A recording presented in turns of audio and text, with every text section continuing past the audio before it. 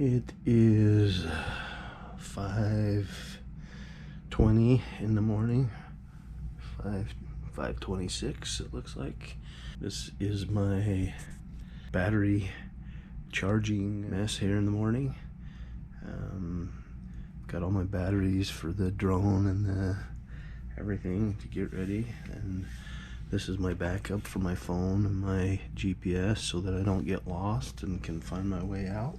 Everything kind of set out here. I gotta get it packed in the sled in a minute. So I'll be heading out hopefully about 6 a.m. Okay, it is about, I don't know, 6:30 or so. I've been packing. I've got the sled all packed up. I'm just gonna fire up the snow machine. We'll be getting out of here in a minute. It's about 19 degrees as near as I can tell. Let's see what this says.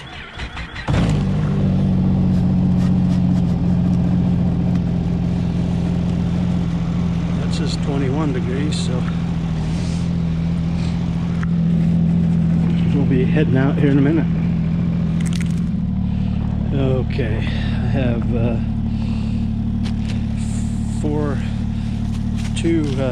two gallon jugs here of gas cans here. I've got this plastic on just to help with it not leak and get all over everything, but the lids are pretty secure. I've got my drone. Hopefully it'll be warm enough to fly that today. Just got some food and just kind of my electronic cords. Alright, I'm about ready to go. We got everything packed. It's 11:07. I'm gonna hit the road.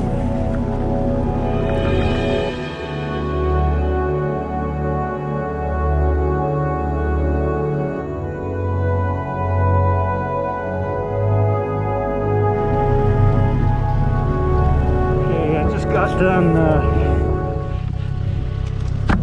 getting some footage, and I think my battery died or something. Anyway, this locked up. I don't know if it's too cold or it locked, whatever, battery died. But I'm gonna give you a little more footage just for the fun of it. I'm 10 miles in right now.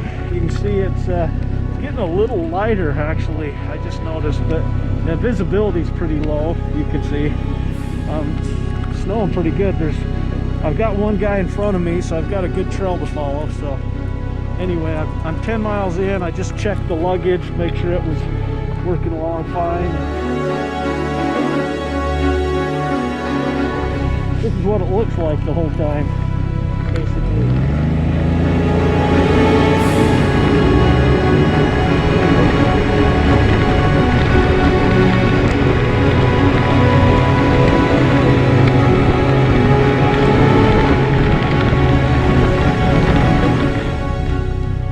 Basically the next 50 miles. I've gone 10, so I've got about another 50 to go. It'll get a little lighter, but not much. Okay, we're 25 miles in, so almost halfway there. There's quite a bit of snow. We haven't had a lot of snow, but it's been snowing quite a bit today.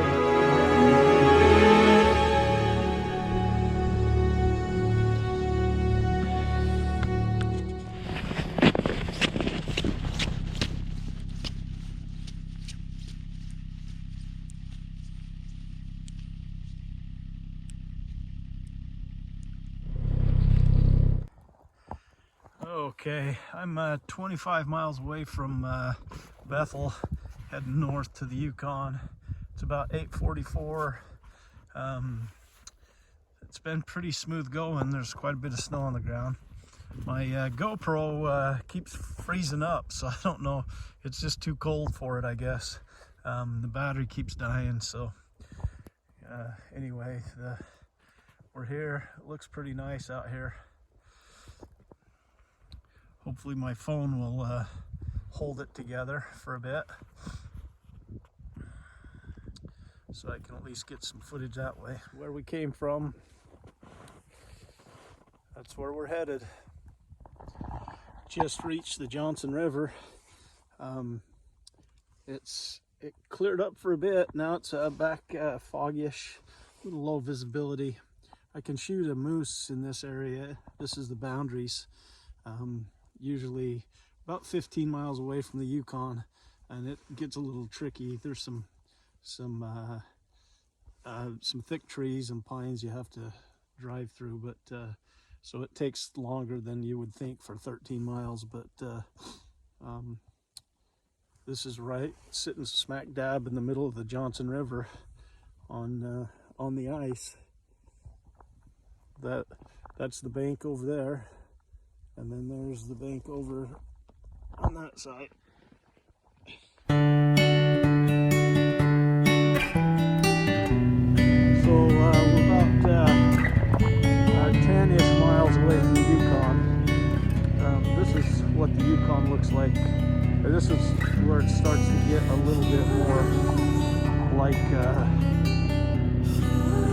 mountainy territory with trees and stuff. So just give it a little look here.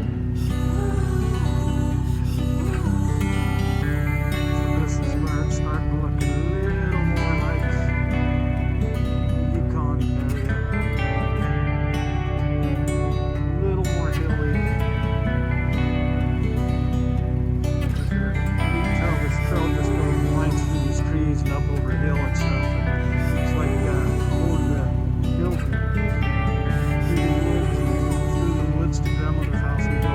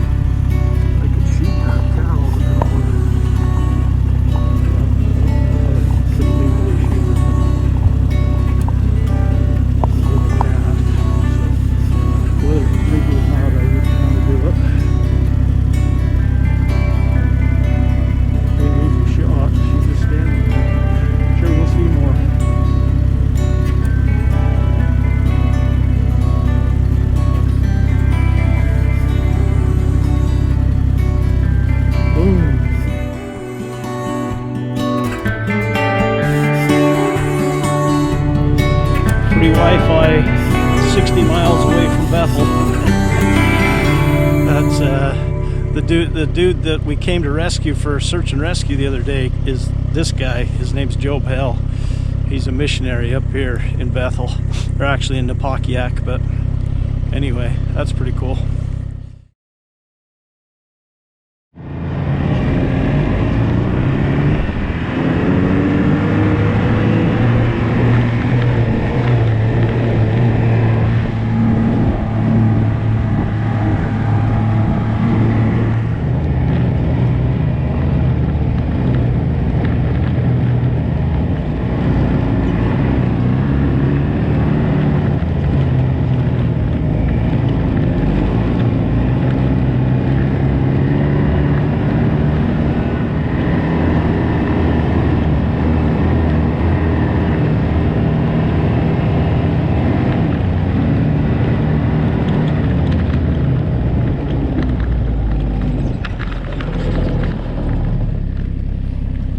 How you doing? Good.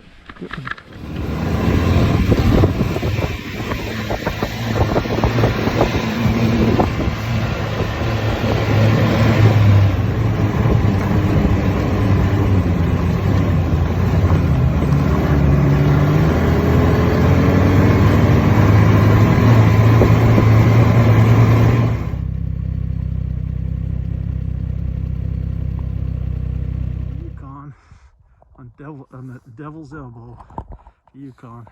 I just saw a moose standing right here that was shootable, and I waited just a little too long. I tried to get closer to him, and he walked walked off right through there. I think his tracks are right here, but he just went off in that way. And this stuff just gets thick as all get out. So he's gone, but there'll be more.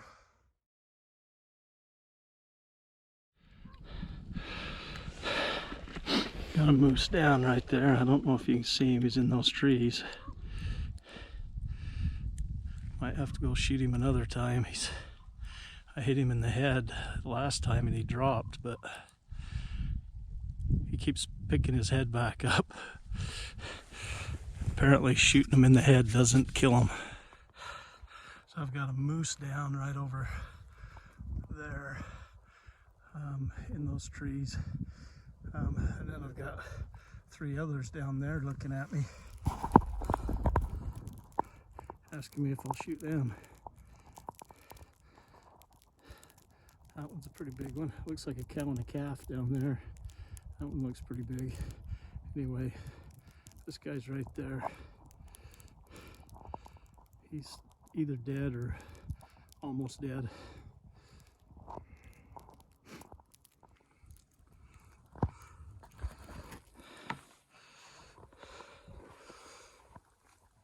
Now the work starts. So he's up in there.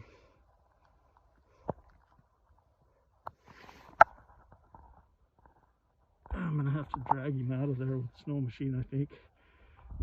Hopefully I can. If not, I'll have to go in there and get him. Okay, boys and girls, this is a dead moose. Bull. Pretty big boy. I shot him in the head a couple of times. I don't know, there's like blood everywhere. I'm not sure what part of his head I hit, but